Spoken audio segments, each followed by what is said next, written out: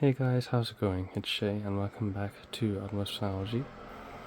Here is today's subject. I know it was originally going to be a fan, but we've had a bit of a heat wave and I thought while we have the AC down here, why don't I make a quick video on it just to please anybody who's interested in ACs like I am. I'm still trying to learn a lot, but I've got a bit of knowledge now, I'd say, at least.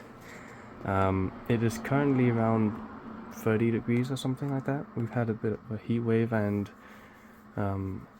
it's basically perfect weather to bring this thing out. And it's currently 28 in here, a bit high humidity, and yeah. But anyways, more about this unit. This is an R22 base unit. It is a regular old portable AC, as you can see. Single tube going outside right now. I won't show you that because of then you know which street I live on, so no thanks. No, it's not a dual hose setup, it's just a single hose, as you can see there. And on the sides you have the intakes, and I'll put a picture of the info sticker as well. This is where the compressor is. I did clean the filters earlier when I first got this machine. The coils could do with the cleaning. They have a bit of a smell to them, so yeah, not a mold smell, but just like a kind of smoke smell or something like that. And it's pretty basic to use. You got your fan speed, a dehumidifier mode, which you just, sorry about all the noise as well, loud bus. You just stick the exhaust hose in there, and then it will just act as a dehumidifier. It does work pretty well at removing moisture from the room, that's for sure. It also has a built-in 2 kilowatt heater, which is interesting. Haven't really got it to work.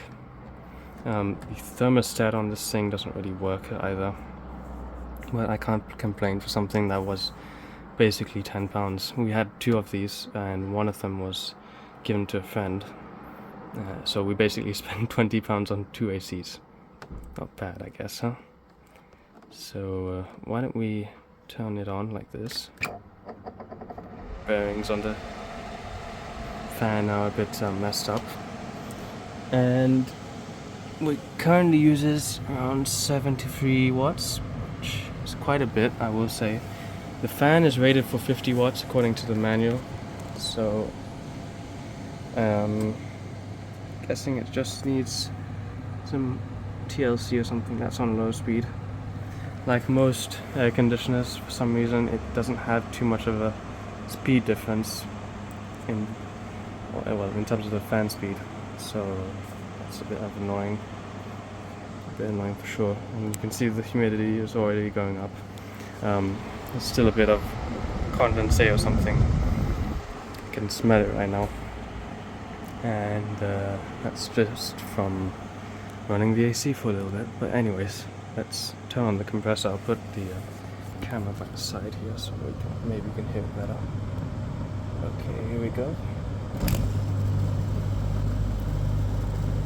Very quiet.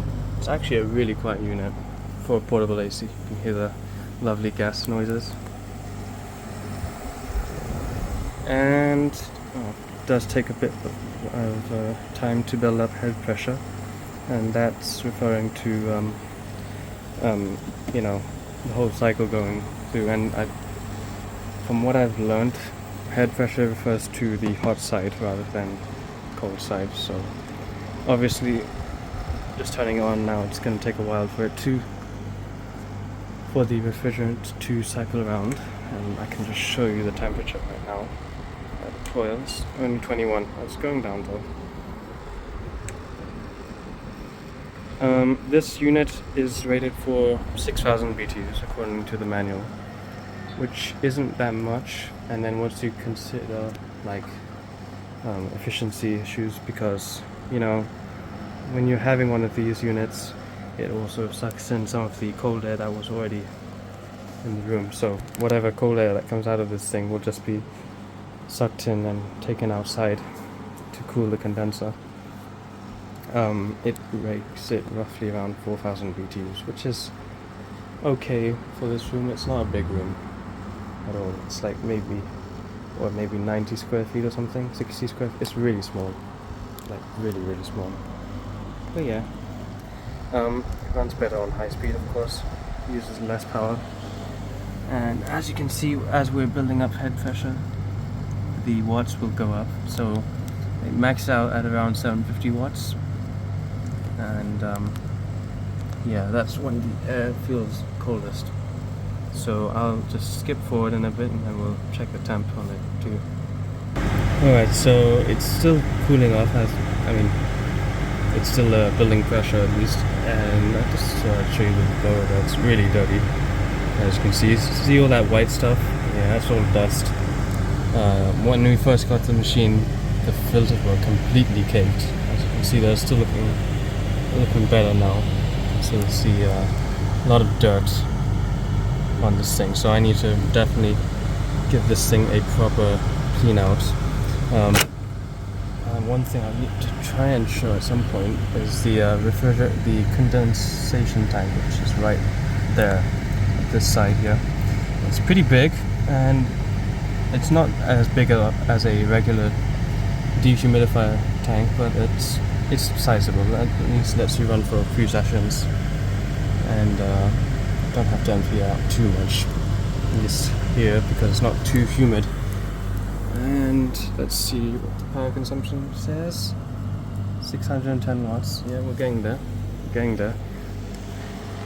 And let's see what the coil says.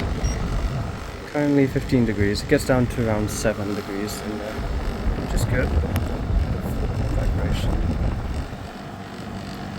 I did try to open it up earlier, just to try and clean it out, but couldn't get the back panel off. There's not much documentation for this thing. And while we're here, I can also try and find my anemometer. Give me 1 second. Here it is. I do apologize how shaky this video is, but not much I can do. 1023. It's basically like the output of a regular. It shows that it's like a regular table fan for a 12-inch table fan output, but feels weaker than that to me. So definitely could be useful if it had a coil cleaning or something. We'll have to see after I give it a proper service. And we're still building up pressure. So, and the temperature has already gone down by 1 degree, and the humidity as well. So I'd say it takes at least an hour to feel the difference in this room, at least. But I'll catch up with you in a little bit. Alright, so we're finally close to the max wattage it takes. And there's a few comments that I'd just like to make. This thing doesn't have a separate evaporator fan, so when the compressor would turn off, it doesn't turn off on this machine unfortunately, thanks to the faulty thermostat, but when it does turn off, the fan that is used for the evaporator and condenser keeps on running. So no matter what, if you keep the fan running, it'll just suck out all the cool air when the compressor is off from the room and just take it outside. So not good. Not efficient at all really. So that's not great. I was thinking of making a kind of second hose for this thing by putting a panel here and then just putting another tube and then routing that outside, and then maybe that would focus camera help with efficiency. But as you can see, after around like 15 minutes of cooling, it's gone down to 26 in here, which is decent. Can definitely feel a difference at least, and humidity hasn't really gone down since that. Can check the coil temps one last time before I shut it off. It says, like if at the bottom it will say like 10ish, 10.9 degrees. There you go, 12. 9.8, 2. Yeah, which is good. I know for more stronger ACs, cooler the temp, the better. But I have never seen any frost developing on this thing, so I guess that's also good. Coil feels quite wet as well, so yeah. Works decent, for sure. And it's not a total bank breaker to run.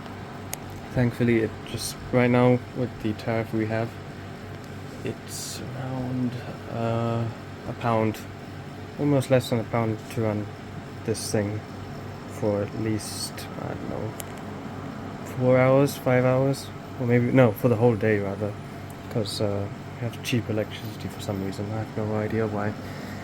Stupid smart meter things, but sometimes it's expensive, sometimes it's not. And it looks like the wattage is not going higher. Yesterday I was running this thing, was going around 760, but it seems to be slowly increasing and decreasing, so not sure what the deal is. Guess it's just because it's a cooler temp outside right now.